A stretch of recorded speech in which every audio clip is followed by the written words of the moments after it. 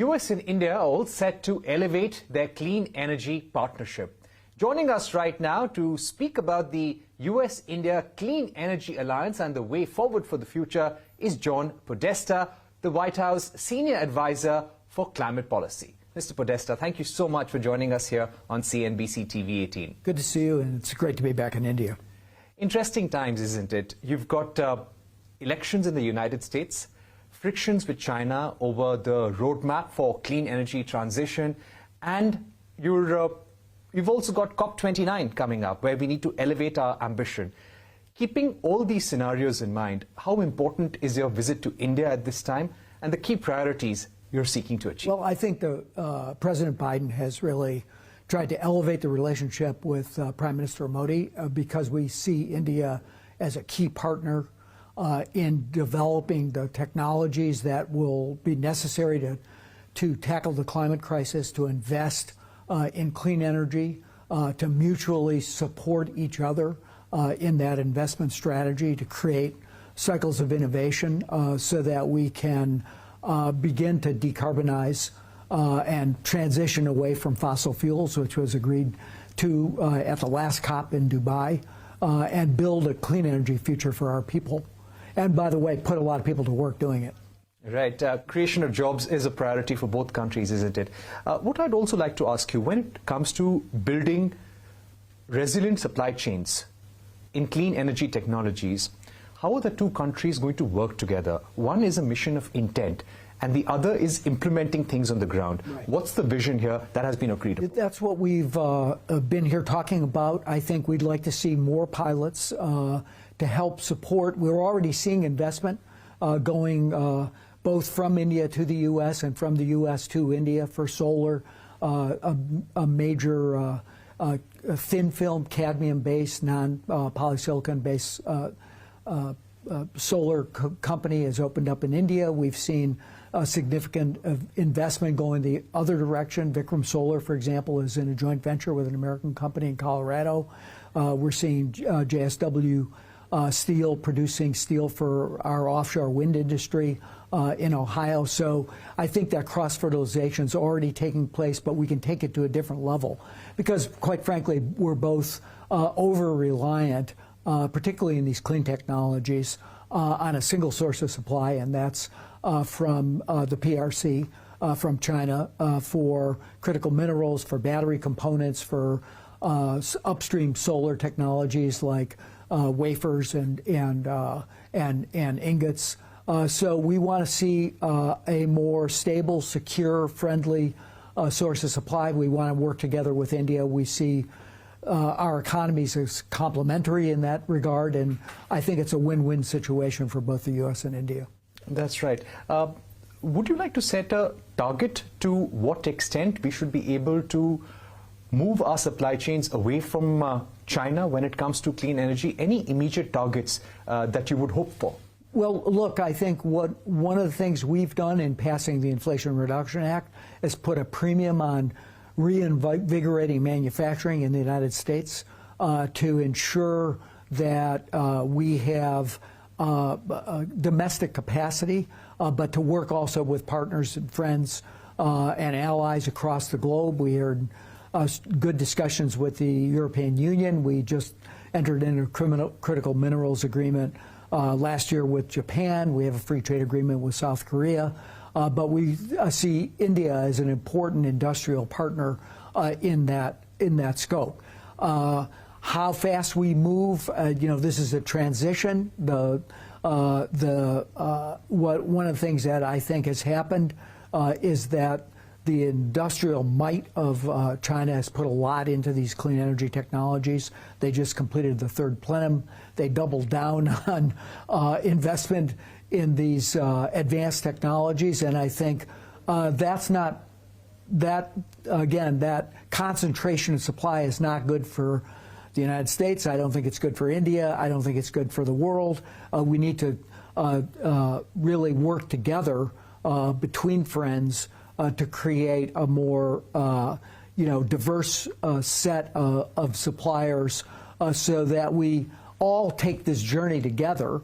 And we want to see, obviously, China decarbonize more than they are. We'd like to see them begin to reduce the amount and the reliance on coal. They're already investing a lot and deploying a lot of solar power, for example. They developed and deployed 290 gigawatts of solar power last year. That's a good thing for the world. But we can't our industries can't be undermined by their unfair trade practices, and nor can we be overly dependent on a single source of supply.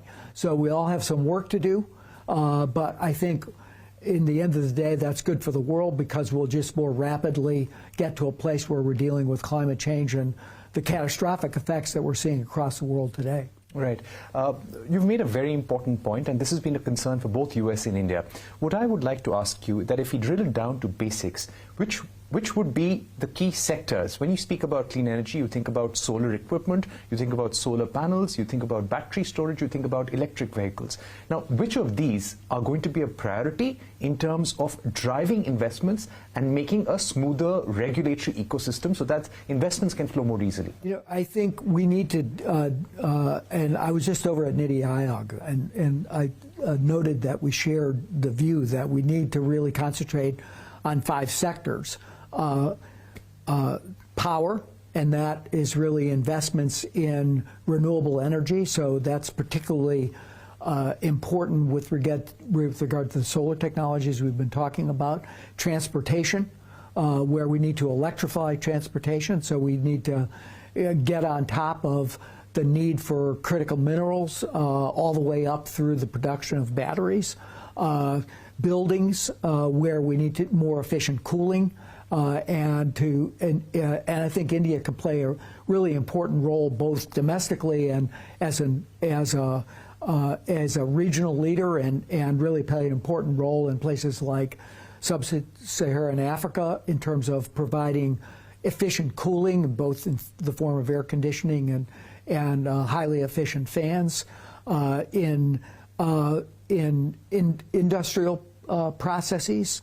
So we spent a lot of time on green hydrogen and the ability to decarbonize steel and cement and glass through the use of the production of green hydrogen, and then of course agriculture and forestry, where there's work to do both in terms of creating more carbon sinks, deploying carbon smart agriculture, climate smart agriculture, and I think we have been a leader in agriculture innovation in the United States. I think we can share those practices with India and really, again, work across that range of technologies. But I would say here in the near term, it's batteries, it's storage, it's hydrogen, and in the midterm, small modular nuclear reactors, and where I think we can we have some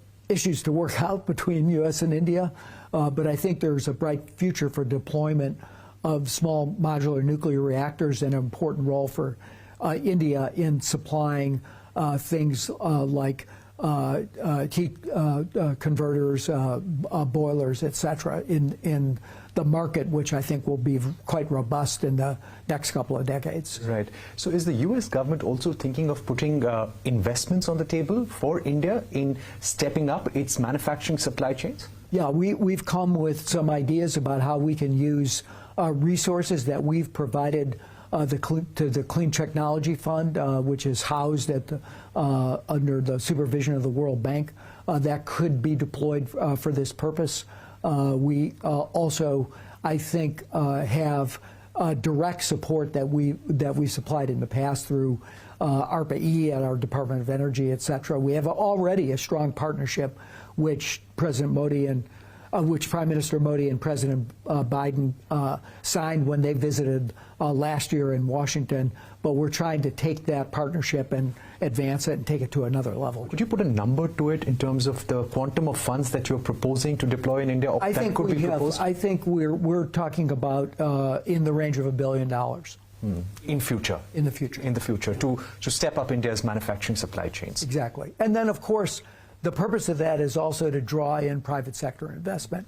And we think, again, We're seeing Indian companies invest in America. We're seeing American companies invest in India. We'd like to see more of both. On that note, we are going to take a short break here on CNBC TV18, but don't go anywhere. This conversation with White House Senior Advisor on Climate Policy, John Podesta, continues on the other side.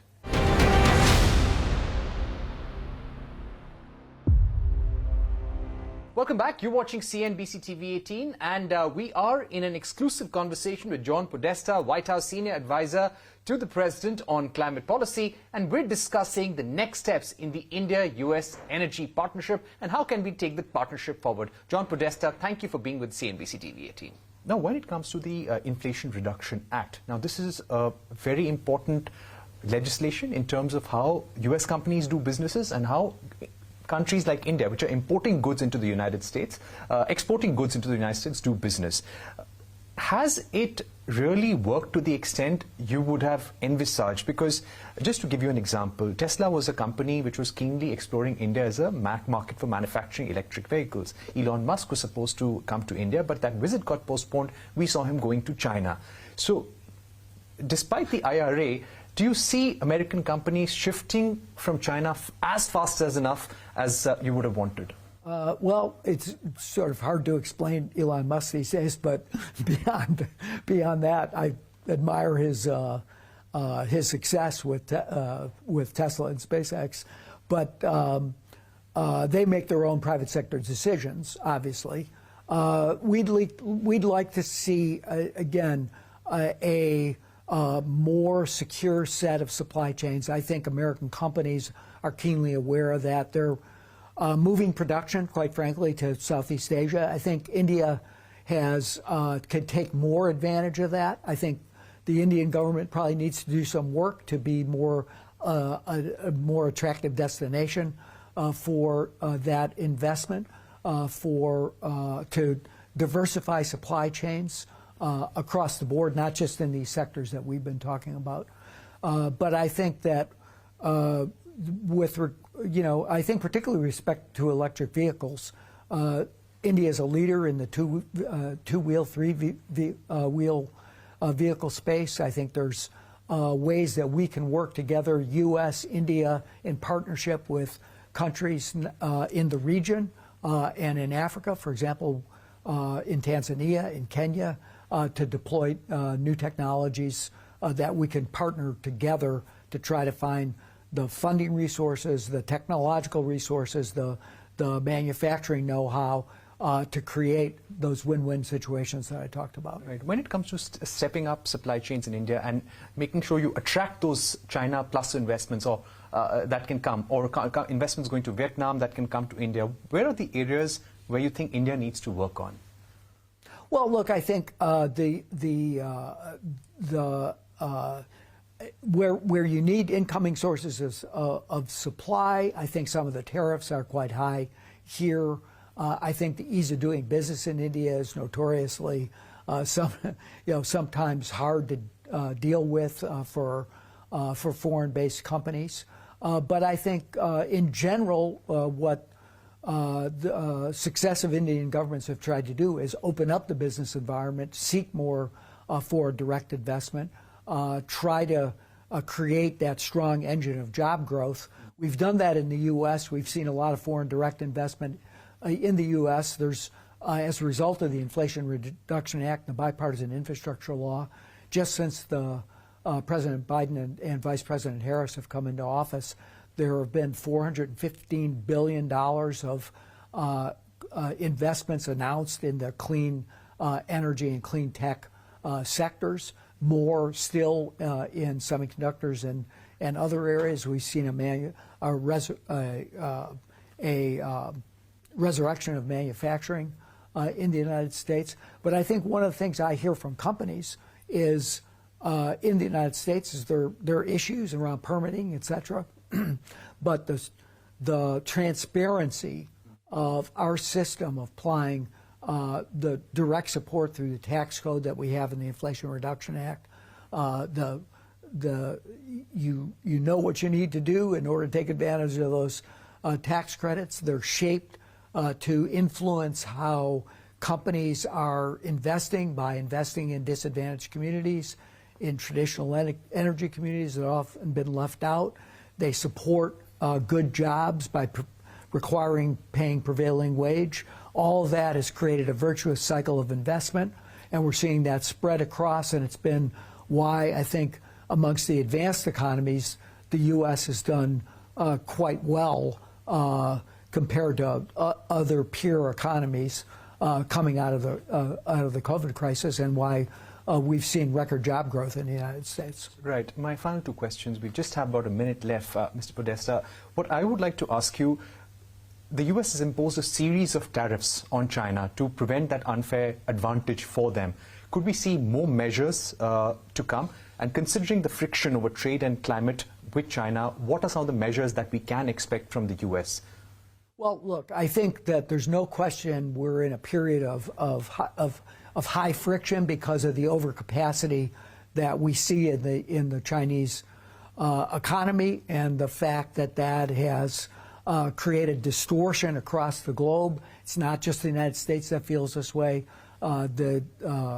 Europe is imposing tariffs on electric vehicles because of dumping into the European market. We've seen the same thing in solar and wind.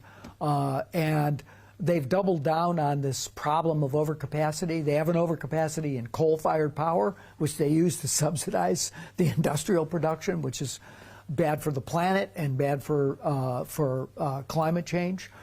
So we have this friction. Nevertheless, we need to continue to talk to representatives of the PRC. I hosted my Chinese counterpart in Washington. I'm headed to China in the near future for further discussions, because I think we owe it to the citizens of both of our countries, as well as to the people of the planet, to try to find areas where we can cooperate, to find strategies where we can reduce emissions. We've had some success in the non-CO2 space, in methane, N2O, nitrous oxide, to begin discussions about how we reduce emissions there. I think that's very important for the world, that we stay on track. I worked, as you know, for President Obama, where we negotiated a joint statement in advance of the Paris Agreement that I think was very constructive in finding agreement. The president, following that, came here to India for Republic Day, had excellent discussions with Prime Minister Modi, and I think that was instrumental in being able to close a deal, creating the Paris structure, so that even in periods of high tension, we need to keep talking to each other, try to find common ground, try to find a path forward to move towards a cleaner environment, which is in interest of, again, all of humanity, and in solving this really existential crisis of climate change. And finally, U.S. is in election mode. Tomorrow, if the Democrats don't win the election, do you feel that this climate agenda that you have right now could be derailed?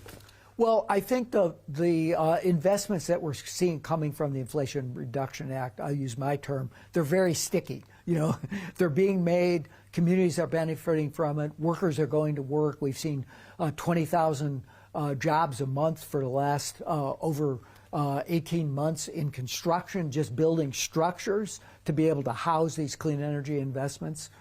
So I think they're very sticky, but there's no question that in our system, we saw what the previous president, who's on the ballot again, did. He turned his back, pulled out of Paris, rejected climate change, versus what Vice President Harris is putting forward to the American people. There's a stark difference in my current job. I can't get involved in politics, but I think the American people know there's two very different paths in terms of American leadership in the world on climate, in terms of the kinds of policies they pursued at a regulatory, from a regulatory agenda. But I think the investment side, the American people are strongly supportive of what we've been able to do, and the jobs and the investment and the business formation and the innovation that we've seen as a result of the Inflation Reduction Act. So I think that's going to stay no matter what the constellation of lineup is in the Congress and in the White House. But on these other measures, they're pretty different visions of what we need to do for the world. John Podesta, thank you so much for joining us here on CNBC-TV18 and giving us your very important vision for the India-US Energy Alliance for the future, not just for the benefit of both of our countries, but for the world as well. Thank you once again for being with us. All right, with that, we come to the end of our special interview. Thank you for watching. Goodbye.